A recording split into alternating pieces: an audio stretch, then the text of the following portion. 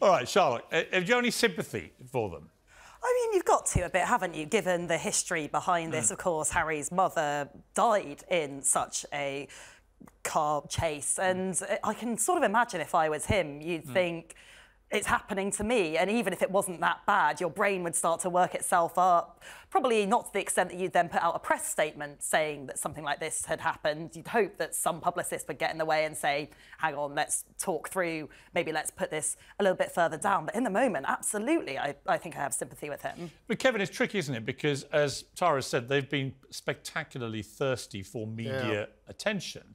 They've done the Netflix series with every spit and cough of their private lives. They've done the book, obviously, Harry, 420-odd pages about his private life. They've sold their private lives to the highest bidders now for the last 2-3 years. There will be a lot of people, I've seen it all over social media today, pretty cynical, saying, look, if you want to play that game, if you want to work the media that hard for personal gain, for money, for profile, then this comes with the territory. Yeah, it's very different to, you know, people who are very famous but shun publicity. They don't keep going to awards dinners. They don't keep searching for the limelight. They want their privacy. It's very hard to imagine this happening in London. And I'm not aware of it ever happening. Well, he wouldn't. When they lived here. Look, he used to go on with Diana, and in fact, if I checked an interview I did with Diana when I was at the Mirror, and it was just before she died, actually, a few months before she died, but I'd had lunch with her, and she told me how the paparazzi, there were certain rogue paparazzi, they weren't attached to newspapers, but they would deliberately upset her by being abusive.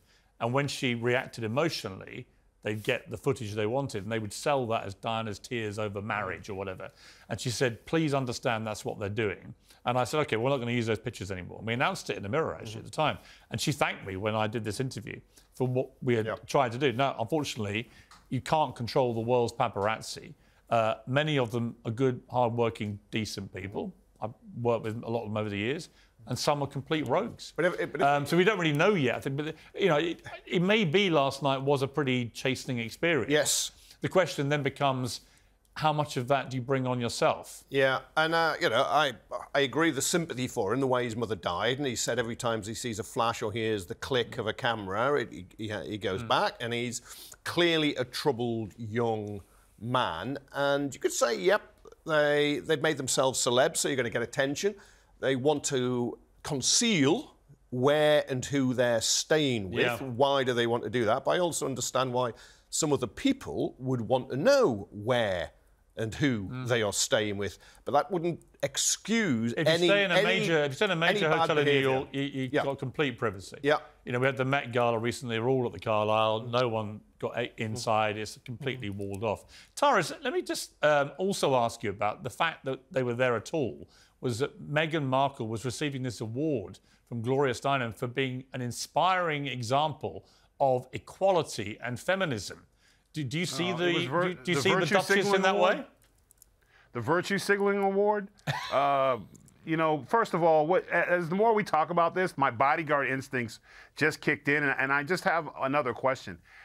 And I remember there was one time where me and Snoop were in Saint-Tropez, and I mean, it was Usher's birthday party or something with some craziness. And when we came out and we saw the mob, I literally said, you know what, we're going back in and we're going to wait out. Yeah. I don't understand why they would come out of a thing, see the paparazzi coming for them, and their bodyguard wouldn't just say, whoop, we're going back in. Because taking them back in is the safest place to be. And then when you just wait them out or you get a back entrance. So the more I think about it, the more it seems like, especially if you truly have that type of fear or a horrible memory, the last thing you would do would be constantly putting yourself around cameras. That's what I just can't get my head around. It's like, why would you go? Well, I can, because it's not him. Yeah. We need to stop blaming him. Yeah. The poor, as we would say, the poor guy, he married an individual who runs him rampant. It's about her. She's receiving an award and she's not known for, like, it's not like she's going to Calcutta and feeding orphans. She's literally one of the most selfish people. The things that she said about the royal family and the things that she says about people is not someone that should get an award for inspiration. But again, it's virtue signaling. And of course, to get more attention, after she received an award that none of us even know about, the paparazzi chased him. So, I mean, and now we're all talking about it. So Yeah. she did her job, and it just feels like I told you, every time I look at the poor guy, it looks like he's sitting on a chair of broken glass, and he's constantly being put in the mix. I still say he didn't write that book. She did. And he's just caught up, and eventually, I hope that he will stand up for himself, because he seems like a decent guy. Yeah, I wouldn't go that far. Charlotte, the interesting thing is she made this speech, very gushy, typical Meghan speech, but it was all basically about her feminist credentials. It was about being kind to people. It was about equality. Is there anything less equal than being a duchess who uses royal titles to make hundreds of millions of dollars? And when it comes to feminism, does she really represent the feminist icon that young women should look up to? I mean, not for me personally, to be honest. I think, look, she was a reasonably successful actress. I sort of don't necessarily buy the idea that every time a woman is in the public eye doing anything, that must in some way be a huge kind of feminist moment. And actually, I was thinking, listening to that, about Taylor Swift. She's lived in North London for, 6 years now, and she's kind of a bit, I would say, responsible at times in her career for doing the whole, I'm a woman existing, therefore that must be feminist thing too.